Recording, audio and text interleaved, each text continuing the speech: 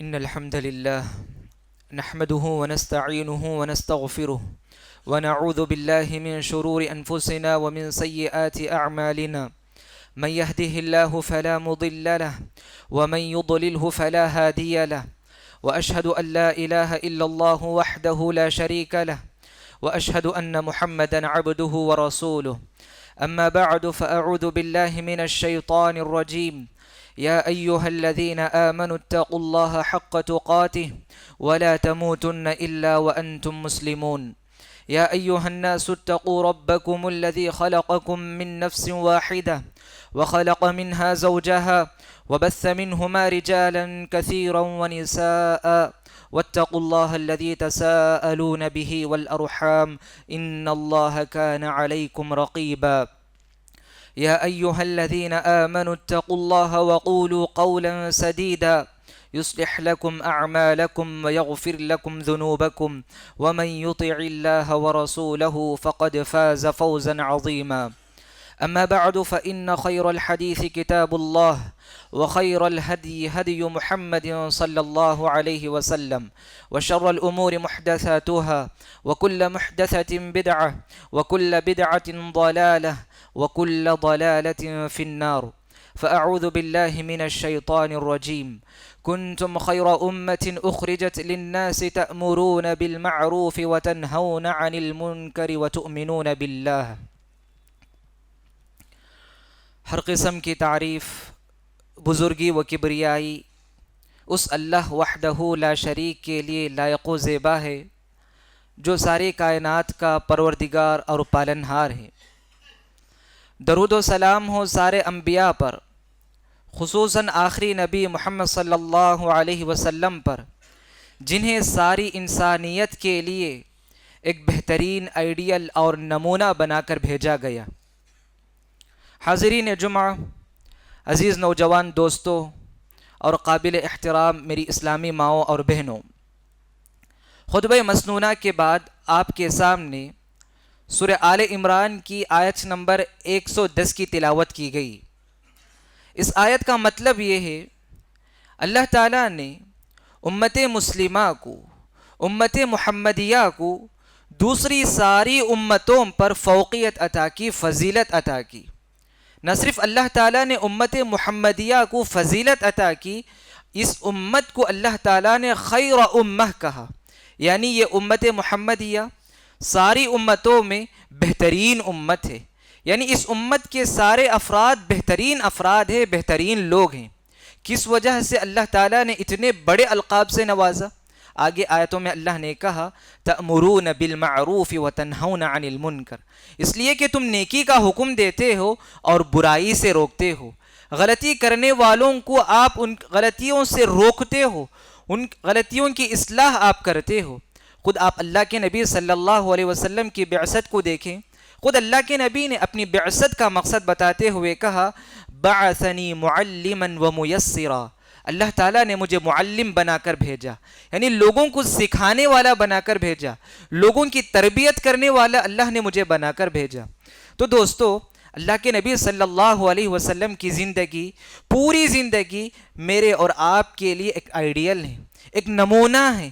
آپ کی زندگی کا ایک پہلو، آپ کی زندگی کا ایک چیپٹر آپ لے کر دیکھیں کہ آپ صلی اللہ علیہ وسلم غلطیوں کی اصلاح کیسے کرتے تھے۔ اگر سامنے والا کوئی غلطی کرتا تو اس کی اصلاح اللہ کے نبی کیسے کرتے تھے؟ ہر شخص غلطی کر سکتا ہے، میں بھی غلطی کر سکتا ہوں، آپ بھی غلطی کر سکتے ہیں، ہر کوئی غلطی کر سکتا ہے، لیکن سامنے والا اگر کوئی غلطی کرتا ہے تو اس غلطی کو کیسے ہم روکیں گے، اس کی اصلاح کیسے ہم کریں گے؟ ہم اللہ کے نبی کی سیرت کو اگر پڑھ کر دیکھتے ہیں تو معلوم ہوتا ہے کہ اللہ کے نبی صلی اللہ علیہ وسلم مختلف طریقے سے، مختلف اسلوب سے صحابہ کی اصلاح اللہ کے نبی کرتے تھے۔ تو دوستو، آج کے اس خطبے میں 5 یا 6 نکات آپ کے سامنے بتانا مناسب سمجھتا ہوں کہ اللہ کے نبی کیسے سامنے والوں کی اصلاح کرتے تھے۔ سب سے پہلا طریقہ، سب سے پہلا اسلوب، اللہ کے نبی صلی اللہ علیہ وسلم سامنے والے کو غلطی کرتے ہوئے دیکھتے تو ڈائریکٹ اس کو روکنے کے بجائے سارے لوگوں کے سامنے عمومی الفاظ سے انہیں روکتے تھے۔ اس کی مثال آپ سیرت سے دیکھیں، صحیح بخاری کی حدیث ہے کہ ام المؤمنین عائشہ رضی اللہ عنہا کے پاس 3 قسم کے لوگ آتے ہیں، اور آ کر ام المؤمنین عائشہ رضی اللہ عنہا سے پوچھتے ہیں کہ اللہ کے نبی صلی اللہ علیہ وسلم کی عبادت کیسے ہوتی تھی؟ تو اس کے بعد عائشہ رضی اللہ عنہ اللہ کے نبی کی پوری عبادت کی تفصیلات بتاتے ہیں۔ پھر اس کے بعد یہ تینوں لوگ وہاں پر کہتے ہیں اور اپنی عبادت کو اللہ کے نبی کی عبادت سے کمپیئر کر کے کہتے ہیں کہ ہم تو اللہ کے نبی کی عبادت کے برابر نہیں پہنچے۔ تو اس لیے ان میں سے ایک صحابی کہتے ہیں کہ میں رات میں نہیں سوؤں گا، ساری رات میں عبادت میں گزاروں گا، ساری رات میں قیام اللیل ادا کرتا رہوں گا۔ تو دوسرے صحابی نے کہا کہ میں دن بھر روزہ رکھوں گا، ہر روز پورا سال میں روزہ رکھوں گا، کبھی میں افطار نہیں کروں گا، کبھی میں روزہ نہیں چھوڑوں گا۔ تیسرے صحابی نے کہا لا اتزوج النساء، میں زندگی میں کبھی شادی نہیں کروں گا، میں زندگی میں کبھی شادی نہیں کروں گا۔ اللہ کے نبی صلی اللہ علیہ وسلم کی غیر موجودگی میں تینوں صحابہ آ کر سوال کیے تھے، تو اللہ کے نبی کے آنے کے بعد عائشہ رضی اللہ عنہا یہ پورا واقعہ بتاتی ہیں۔ تو عائشہ اللہ کے نبی صلی اللہ علیہ وسلم ممبر پر چڑھتے ہیں، سارے صحابہ کے درمیان یہ کہتے ہیں، غلطی کرنے والے یہ 3 صحابی تھے، ان کا عمل تو اچھا عمل تھا لیکن طریقہ غلط تھا ان کا۔ تو اللہ کے نبی صلی اللہ علیہ وسلم ان کی اصلاح کیسے کرتے دیکھیں، ان تینوں صحابہ کو بلا کر ان کی اصلاح نہیں کرتے، سارے صحابہ کو جمع کر کے اللہ کے نبی پوچھتے ہیں ما بال اقوام قالوا کذا وکذا، لوگوں کو کیا ہو گیا ہے کہ لوگ ایسے ایسے باتیں کرتے ہیں۔ یعنی اس کے بعد اللہ کے نبی کہتے ہیں کہ میں بھی ایک انسان ہوں، میں بھی اللہ کا ایک نبی ہوں، تم سے زیادہ میں اللہ سے ڈرتا ہوں، تو میں رات میں سوتا بھی ہوں اور رات میں عبادت بھی کرتا ہوں، میں دن میں روزہ رکھتا بھی ہوں، کبھی روزہ چھوڑتا بھی ہوں، اور اللہ کے نبی نے کہا کہ میں نے بھی شادیاں کی ہیں۔ تو دیکھیں اللہ کے نبی صلی اللہ علیہ وسلم ان غلطی کرنے والے صحابی کو نہیں پکڑتے بلکہ سارے صحابہ کو اس غلطی کا احساس دلاتے ہیں۔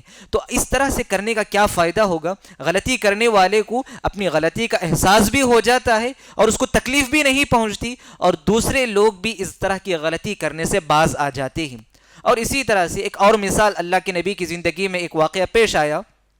کچھ صحابہ نماز کی حالت میں آسمان کی طرف دیکھتے تھے، تو اللہ کے نبی صلی اللہ علیہ وسلم کو یہ بات معلوم ہوئی، تو اللہ کے نبی نے صحابہ سے کہا ما بال اقوام یرفعون ابصارهم، کہ لوگوں کو کیا ہو گیا ہے کہ لوگ نماز میں اپنی نگاہیں آسمان کی طرف کرتے ہیں۔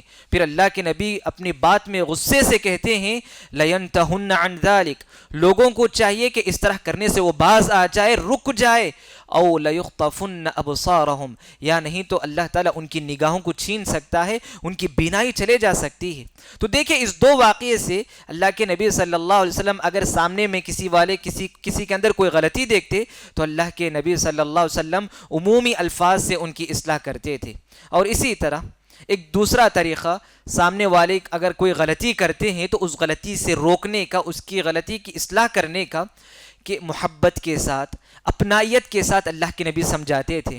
کہ عمر ابن ابی سلمہ رضی اللہ عنہ کہتے ہیں کہ میں بچپن میں اللہ کے نبی صلی اللہ علیہ وسلم کی تربیت میں رہا کرتا تھا۔ جب بچپن میں اللہ کے نبی کے پاس تھا تو کھانے کے دوران برتن میں کبھی میرا ہاتھ ادھر جاتا، کبھی ادھر جاتا تھا، تو اللہ کے نبی صلی اللہ علیہ وسلم اس غلطی کو دیکھ کر اس بچے کو آگے بلاتے ہیں۔ عمر بن ابی سلمہ رضی اللہ عنہ کہتے ہیں کہ اللہ کے نبی نے مجھے قریب بلایا اور کہا یا غلام، اے بچے، دیکھیں کتنے پیارے انداز میں اللہ کے نبی اس صحابی کو نصیحت کرتے ہیں، اس غلطی کی طرف اصلاح کرتے ہیں۔ یا غلام سم اللہ وکل بیمینک وکل مما یلیک، اے بچے اللہ کا نام لے کر کھاؤ، دائیں ہاتھ سے کھاؤ اور قریب سے کھاؤ۔ سبحان اللہ، اس دل سوز نصیحت نے، اس والہانہ محبت کے ساتھ اللہ کے نبی نے اس صحابی کو سمجھانا تھا، اس کا نتیجہ یہ نکلا کہ خود عمر ابن ابی سلمہ رضی اللہ عنہ کہتے ہیں فما زالت طعمتی بعد، کہ اس کے بعد یہ میری عادت بن گئی تھی، جب بھی میں کھانے کے لیے بیٹھتا تو اللہ کا نام لیتا، دائیں ہاتھ سے کھاتا اور قریب سے میں کھانا کھایا کرتا تھا۔ دیکھیں سبحان اللہ، اللہ کے نبی صلی اللہ علیہ وسلم نے یہاں پر محبت کے ساتھ، اپنائیت کے ساتھ، الفت کے ساتھ اس صحابی کو سمجھاتے ہیں تو وہ سمجھ جاتے ہیں اور ان کی پوری زندگی اس پر عمل کرنے لگتے ہیں۔ آج اگر بچوں میں کوئی غلطی ہم دیکھتے ہیں تو سارے بچوں کے سامنے، دوسرے بچوں کے سامنے انہیں ذلیل کرنے کے بجائے، انہیں رسوا کرنے کے بجائے، انہیں انسلٹ کرنے کے بجائے آپ تنہائی میں اس بچے کو بلائیے، چاہے آپ کا خاص بچہ ہی کیوں نہ ہو، دوسرے رشتہ دار کے بچوں کے سامنے اس کو ڈانٹنے کے بجائے آپ تنہائی میں بلا کر محبت کے ساتھ، اپنائیت کے ساتھ آپ اسے سمجھائیں گے تو یقیناً وہ بچہ آپ کی بات مانے گا۔ اور اسی طرح دوستو، ایک تیسرا طریقہ، اللہ کے نبی صلی اللہ علیہ وسلم غلطی کرنے والوں کی اصلاح کرتے تھے، کیسا جانتے ہیں کہ آپ صلی اللہ علیہ وسلم سامنے والوں کے مزاج کو جانتے تھے، سامنے والے کی نفسیات کو جانتے تھے، کیونکہ آپ ایک ماہر نفسیات تھے، یعنی سائیکالوجسٹ تھے۔ آپ کیسے جانتے تھے؟ کیونکہ اللہ کے نبی صلی اللہ علیہ وسلم کو ہر شخص کی خوبی اور خامی پر نظر ہوتی تھی، اللہ کے نبی کو ہر شخص کی اچھائی اور اس کی کمزوری پر بڑی گہری نظر ہوتی تھی۔ آپ مثال دیکھیں، ایک صحابی اللہ کے نبی صلی اللہ علیہ وسلم کے پاس آ کر کہتے ہیں اوصنی یا رسول اللہ، اے اللہ کے نبی مجھے کچھ وصیت کیجیے، کچھ نصیحت کیجیے۔ اللہ کے نبی وہ صحابی کو کہتے ہیں لا تغضب، آپ غصہ مت کرو۔ وہ صحابی چلے جاتے ہیں، پھر اس کے بعد آ کر پوچھتے ہیں اللہ کے نبی کچھ نصیحت کیجیے، پھر بھی اللہ کے نبی کہتے ہیں لا تغضب، آپ غصہ مت کرو۔ پھر تیسری مرتبہ آ کر پوچھتے ہیں کہ وصیت کیجیے، تو اللہ کے نبی تیسری مرتبہ بھی کہتے ہیں کہ لا تغضب، آپ غصہ مت کرو۔ کیوں؟ اللہ کے نبی جانتے تھے کہ سامنے والے کے اندر یہ غلطی ہے، تو آپ نصیحت اگر کوئی کروں تو غصے کو ختم کرنے کی اگر میں نصیحت کروں گا تو اس کے اندر وہ کمی، وہ غلطی، وہ کمزوری اس کے اندر سے جا سکتی ہے۔ تو اسی لیے اللہ کے نبی صلی اللہ علیہ وسلم غلطی کا اصلاح کرنے کا طریقہ یہ تھا کہ آپ پہلے سامنے والے کو پڑھتے تھے، سامنے والے کو جانتے تھے، پھر اس کے بعد سامنے والے کو نصیحت کرتے تھے۔ اسی طرح ایک اور صحابی اللہ کے نبی کے پاس آ کر پوچھتے ہیں اے اللہ کے نبی کوئی ایسا عمل بتا دیجئے تاکہ میں اس عمل کو کر کے جنت میں داخل ہو جاؤں۔ تو اللہ کے نبی کہتے ہیں علیک بکثرت السجود، تم زیادہ سے زیادہ سجدہ کرو، یعنی تم زیادہ سے زیادہ نفل نمازیں پڑھو۔ اور یہی سوال ایک اور صحابی آ کے کرتے ہیں، وہ عمر رسیدہ صحابی، بوڑھے صحابی آ کے اللہ کے نبی سے یہی سوال کرتے، اللہ کے نبی کوئی ایک ایسا عمل بتا دیجئے کہ میں وہ عمل کر کے جنت میں داخل ہو جاؤں۔ تو وہ صحابی کو اللہ کے نبی کیا وصیت کرتے جانتے ہیں آپ؟ اللہ کے نبی نے کہا لا یزال لسانک رطبا من ذکر اللہ، کہ تم اپنی زبان کو ہمیشہ اللہ کی یاد سے تر رکھا کرو، کیونکہ اللہ کے نبی جانتے تھے کہ عمر رسیدہ صحابی ہیں اور یہ صحابی زیادہ عبادتیں نہیں کر سکتے اور زبان سے ذکر و اذکار ان کے لیے آسان ہے، تو اس لیے اللہ کے نبی کیا کرتے تھے، سامنے والے کو دیکھتے اور ان کے اعتبار سے، ان کے حساب سے اللہ کے نبی ان کو نصیحت کرتے تھے۔ اور اسی طرح سے ایک چوتھا طریقہ جو آج ہمارے معاشرے میں، ہماری سوسائٹی میں اس اسلوب کو اپنانے کی سخت ضرورت ہے، وہ ہے نرمی کا پہلو ہے۔ نرمی کے پہلو کو آپ اختیار کیجئے، سامنے والا اگر غلطی کرتا ہے تو آپ نرم لہجے میں، اچھے انداز میں آپ اس غلطی کو بتانے کی کوشش کیجئے۔ سیرت کے حوالے سے آپ دیکھیں اللہ کے نبی صلی اللہ علیہ وسلم کی خود زندگی میں معاویہ بن حکم رضی اللہ عنہ کہتے ہیں کہ میں ابھی اسلام قبول کیا تھا، اللہ کے نبی کے پیچھے نماز پڑھ رہا تھا، کیونکہ دین کے بارے میں اتنا مجھے علم نہیں تھا اسلام ابھی قبول کرنے کی وجہ سے، تو نماز میں ایک صحابی چھینک دیتے ہیں تو میں جواب میں یرحمک اللہ کہہ دیا۔ تو جواب میں یرحمک اللہ کہنا تھا کہ سارے صحابی نماز کی حالت میں مجھے گھورنے لگتے ہیں اور اپنے ران پر اپنے ہاتھ کو مارنے لگتے ہیں، یعنی نماز کی حالت میں یرحمک اللہ نہیں کہنا چاہیے، ان کا یہ بتانا مقصد تھا صحابہ کا۔ تو وہ صحابی سمجھ جاتے ہیں، خاموش ہو جاتے ہیں اور نماز کی حالت میں کہتے ہیں، بات بھی کر لیتے ہیں یہ صحابی معاویہ بن حکم رضی اللہ عنہ، ما شأنکم لماذا تنظرون الی، کیا ہو گیا کہ تم مجھے گھور گھور کے کیوں دیکھ رہے ہو؟ پھر نماز ختم ہوئی، اللہ کے نبی صلی اللہ علیہ وسلم وہ صحابی کو قریب بلاتے ہیں اور قریب بلا کر انہیں سمجھاتے ہیں کہ نماز کی حالت میں گفتگو نہیں کرتے ہیں، نماز کی حالت میں اس طرح کی حرکتیں نہیں کی جاتی ہیں۔ تو اس کے بعد معاویہ بن حکم رضی اللہ عنہ نے یہ کہا ما رأیت معلما قبلہ ولا بعدہ احسن تعلیما من، میں نے اللہ کے نبی سے پہلے نہ اللہ کے نبی کے بعد اس سے بہترین معلم کسی کو نہیں دیکھا، اس سے اچھا معلم سکھانے والا کسی کو نہیں دیکھا۔ پھر اس کے بعد یہی صحابی کہتے ہیں فواللہ ما قہرنی ولا ضربنی ولا شتمنی، اللہ کے نبی جب مجھے یہ بات بتا رہے تھے، میری یہ غلطی کی اصلاح کر رہے تھے، تو اس وقت اللہ کے نبی نے نہ مجھے مارا، نہ آپ نے مجھے ڈانٹا، نہ آپ نے مجھے کوئی برا بھلا کہا، نہ آپ کے چہرے پر کوئی بیزارگی کے آثار دکھے۔ سبحان اللہ. دیکھیں غلطی کرنے والا سامنے والا غلطی کرتا ہے، مگر آپ نرمی کے ساتھ اچھے انداز میں اگر اس کی اصلاح کریں گے تو وہ ضرور بدل سکتا ہے. اور اسی طرح ایک اور واقعہ مسند احمد کی روایت ہے کہ اللہ کے نبی صلی اللہ علیہ وسلم صحابہ کے ساتھ بیٹھے ہوئے تھے. اتنے میں ایک نوجوان آتا ہے اور وہ نوجوان اللہ کے نبی سے آ کر کہتا ہے اذن لی بالزنا یا رسول اللہ، اے اللہ کے نبی مجھے بدکاری کی اجازت دیجیے. بڑا عجیب و غریب سوال تھا یہ، زنا کی اجازت، بدکاری کی اجازت. تو سارے صحابہ انہیں مارنے کے لیے، ڈانٹنے کے لیے اٹھ کے آگے بڑھتے ہیں. اللہ کے نبی صلی اللہ علیہ وسلم یہاں پر بھی نرمی کے پہلو کو اختیار کرتے ہیں. صحابہ سے کہتے ہیں ادنہ، اس نوجوان کو میرے قریب بھیجو.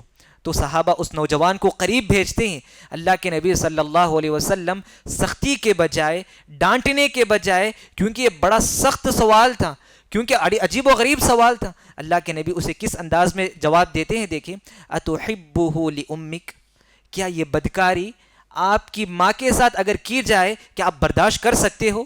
تو وہ صحابی کہنے لگے، وہ نوجوان، کلا واللہ، ہرگز نہیں برداشت کر سکتا ہوں میں. پھر اللہ کے نبی نے ان سے سوال کیا، یہی بدکاری آپ کی بیٹی کے ساتھ، آپ کی بہن کے ساتھ، آپ کے خالہ کے ساتھ، آپ کی پھوپھی کے ساتھ اگر کیا جائے تو کیا آپ برداشت کر سکتے ہیں؟ وہ نوجوان کہنے لگا کلا واللہ، ہرگز میں اس کو برداشت نہیں کر سکتا. پھر اس کے بعد صحابہ کہتے ہیں کہ وہ نوجوان اس برائی کی طرف کبھی پھیر کر دیکھا بھی نہیں. دیکھیں سبحان اللہ، اگر صحابہ اس کو ڈانٹتے ہوئے آگے بڑھتے تو وہ کبھی اپنے اس عمل سے باز نہیں آتا، لیکن اللہ کے نبی نے نرمی سے اس کو سمجھانے کی کوشش کی. اور اسی طرح ایک اور واقعہ اللہ کے نبی کے زمانے میں پیش آیا، وہ یہ کہ ہم تمام جانتے ہیں اس واقعے کو. مسجد نبوی میں صحابہ بیٹھے ہوئے ہیں، ایک اعرابی، ایک بدوی، یعنی ایک کھیڑے کا رہنے والا، ایک قریے کا رہنے والا آدمی آتا ہے، مسجد نبوی میں پیشاب کر دیتا ہے، قضاء حاجت کرنے لگتا ہے. تو سارے صحابہ اس کو ڈانٹتے ہوئے آگے بڑھتے ہیں، لیکن اللہ کے نبی اس کو، سارے صحابہ کو روک دیتے ہیں. پھر اس کے بعد وہ اعرابی کو، اس قریے کے رہنے والے آدمی کو بلا کر کہتے ہیں کہ مسجد میں اس طرح کی حرکت نہیں کی جاتی ہے. تو اس وقت وہ صحابی، وہ جو اعرابی تھا، وہ جو قریے کا رہنے والا تھا، اس وقت کہنے لگتا ہے کہ اے اللہ تم محمد صلی اللہ علیہ وسلم پر صرف رحمت عطا فرما، صرف اللہ کے نبی پر رحم کر. تو اللہ کے نبی مسکرا کر کہتے ہیں کہ اللہ کی رحمت کو آپ تنگ مت کرو، اللہ کی رحمت کو آپ تنگ مت کرو. تو یہ سارے صحابہ پر بھی آپ رحمت کی دعا بھیجو. تو دیکھیں اللہ کے نبی نے یہاں پر بھی نرمی کا رویہ اختیار کیا. غلطی کرنے والے کو آپ نرمی سے سمجھائیں گے تو یقیناً وہ بدل سکتا ہے. اور اسی طرح سے ایک پانچواں اسلوب یہ کہ اگر سامنے والا کوئی بڑی غلطی کرتا ہے اور وہ معاشرے میں ایک بہت بڑی غلطی سمجھی جاتی ہے، تو معاشرے کے جو اثر و رسوخ رکھنے والے ہوں گے نا، یا شاید ہو سکتا ہے وہ مسجد کے ذمہ داران ہو، یا اگر کوئی اسکول کے کوئی بھی اساتذہ ہو، تو اگر کوئی بڑی غلطی کرتا ہے تو اس کو بائیکاٹ کرے.